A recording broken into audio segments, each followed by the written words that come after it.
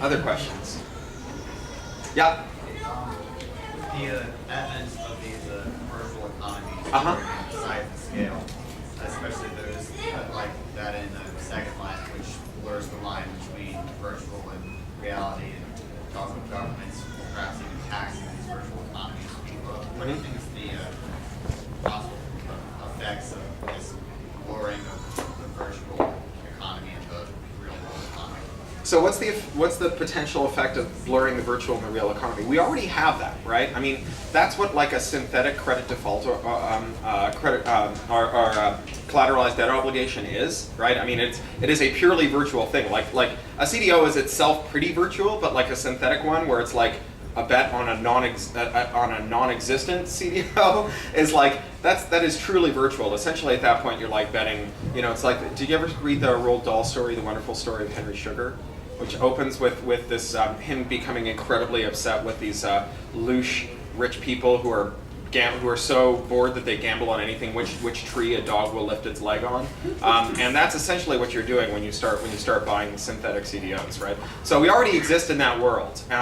And I think that the one thing that is that both of these share, virtual gold and like exotic debt instruments, is that virtual gold and exotic debt instruments only have value to the extent that we believe that they do. Now that's likewise true of things like fiat currencies or even gold, right? I mean, gold, unless you like need to lay a lot of traces on a circuit board, there's no real reason to own gold apart from the fact that there might be someone else who wants it more than you, who you could sell it to for, right? And the only reason they would ever buy it is because there might be someone who wants it more than them. So it is kind of a bit of a Ponzi scheme, but they have a much more immediate kind of clap your hands and if you believe in fairies and virtual economies element to it. The difference being that in virtual worlds, to a certain extent, they're a little more contained, right? Because the characteristics that give rise to the value of virtual goods, which is how fun the game is to a certain extent controlled by the people who run the game physics, right? The game runners. But not entirely, right? Just like people who sell credit default swaps or CDOs need to kind of go out and find people willing to buy them, people who want to make games need to convince players to play them. And sometimes the decisions they make don't jibe with the players' expectations. My favorite example of this was the Ponzi scheme in EVE Online, which is a space trading game. It's some people call it spreadsheets in space. Basically, you're either a merchant or a pirate, and your job is to manage these big, complicated supply chains of like ore from one planet that's refined on another planet and sold as a product on a third planet. You have to run your fleet, or you have to be a pirate and intercept these and sell them in pirate havens and so on. And mostly it's like, if you can imagine simulating like complicated thorny supply chain and human resources problems, that's essentially EVE, but dressed up like a space battle game. So the people who ran the game decided that it wasn't fun enough to be a pirate because the merchants were outgunning the pirates. So they gave the pirates a really cool ship they could buy that was better than the merchant ships. And the merchants got really upset because this completely undermined the value, the balance of power in the game, and they started to get clobbered and they started to lose their vast corporations. So a couple of the merchants got together and they formed a syndicate with all the big corporations in EVE where they said, you know, essentially, you give us all your money, we're gonna build the super ship that the pirates can't defeat, right? Once we've got these plans completed, we can all build our own super ships. But that's not what they were doing.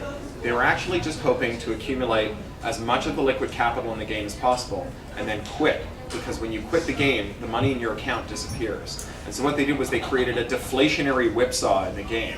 They essentially took enormous amounts of money out of the economy and made it vanish, right? As a way of punishing the game runners for doing this. So they were playing like a completely different game. So it's just like real economists have to contend with things like George Soros deciding that he's going to crash the pound. Video game runners have to occasionally contend with players who decide that they're going to do this. If you want to Google this, EVE Online Ponzi is the thing to Google.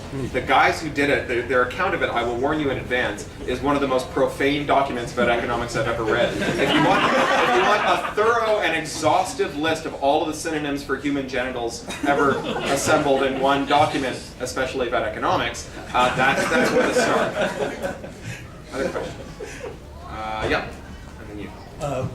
friends and I read your post on Information Wants to be Free on Going, and you talked a little bit about Creative Commons. We just wanted to hear what your ideal system of copyright would be and how that would play into books and media and games. So what's my ideal system of copyright and how would it play between books and games and so on? So the first thing about my ideal system of copyright is it would stop treating all those media as though they have the same needs and incentives. I'm a constitutionalist when it comes to copyright. The Constitution's Progress Clause says that we should make copyright to promote the useful arts and sciences. Not because people have the inherent right to profit from their works, because if that's copyright's objective, it's failed, right? Most people who make creative works with the intention to make money from them never do, for reasons that have nothing to do with piracy. You know, most people, nobody can be bothered to steal their stuff. We have an irrational market for art. More people make art than want to buy it. It's never, you know, don't quit your day job isn't just a cynical thing you say to someone. It's actually incredibly good advice for anyone hoping to get involved in the arts. So I really think the reason we do this is because we want to provide an incentive to make stuff. But not all works have the same incentive. So someone once asked, I think it was Jim Alchin at Microsoft, how many fewer lines of code would Microsoft commission each year from its programmers if instead of having 90 years of copyright on it, you had 50? He said, well, we'd write exactly the same number of lines of code. And you know, how about 40, how about 30, how about 20, how about 10? At 10, he was like, we might write fewer lines of code. We might not invest the way we do now. So somewhere between like 10 and 50 is the right number of years of copyright for software to incentivize the maximum amount of software creation at the minimum public cost in the form of an exclusive monopoly. Because when those monopolies fall, when works go into the public domain, other people can make stuff, and when other people can make stuff, you get things like Snow White or Alice in Wonderland or you know, the GNU Linux operating system, or all those other things that people can make when the cost of making something goes from big to small to nothing. Like the difference between small and nothing is very large, as any mathematician will tell you, right? So that's the first thing I would do, is I would say let's figure out what the right incentives are for different media experimentally and assign them to things. We already do this a little bit. Like there's no copyright in factual works because copyright's for creativity, but we do have these what are called sui generis rights that are like rights unto themselves for certain kinds of work. So like medical research. The raw facts for medical research, not copyrightable, but there's a 6-month exclusive window for them, which looks like it's enough to incentivize a lot of medical research. And without it, there's a pretty good case that there would be less of it. So to me, that makes total sense. The other thing that I would do is have 2 sets of rules, one for industrial action and one for non-industrial action. And I'll freely stipulate that somewhere in the middle, it's hard to tell whether you're doing something that's industrial or non-industrial or commercial or non-commercial. But out at the edges, we can always tell, right? Like, you know, the 12-year-old who wants to make a Harry Potter fan site shouldn't have to play by the same rules as the Universal lawyer who wants to contact the Warner Brothers lawyer about building a Harry Potter ride at Universal Studios.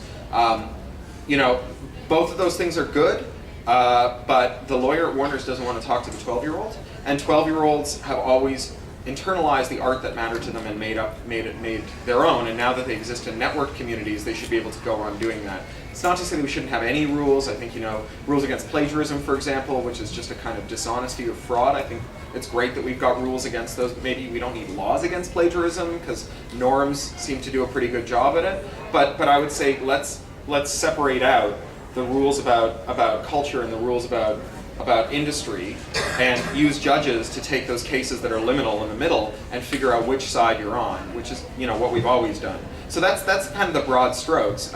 People like Pam Samuelson, who's one of the great copyright scholars in America. She's the Samuelson of the Samuelson Law Center at Berkeley and the Samuelson Law Center at GWU, has written a very good kind of like introductory material on what a comprehensive reform of American copyright law would look like. It's called Some Preliminary Thoughts on Copyright Law. She took 10 years off and read all of the dicta and all of the black letter law about copyright, and concluded that it didn't make any sense. Like, not that it's like nonsensical, but that it actually contradicted itself so many ways that anyone who claimed that they understood and followed copyright law either was lying or kidding. Right? So, and she's like, here's what we should do to rationalize this, right? And here's what a refactored copyright law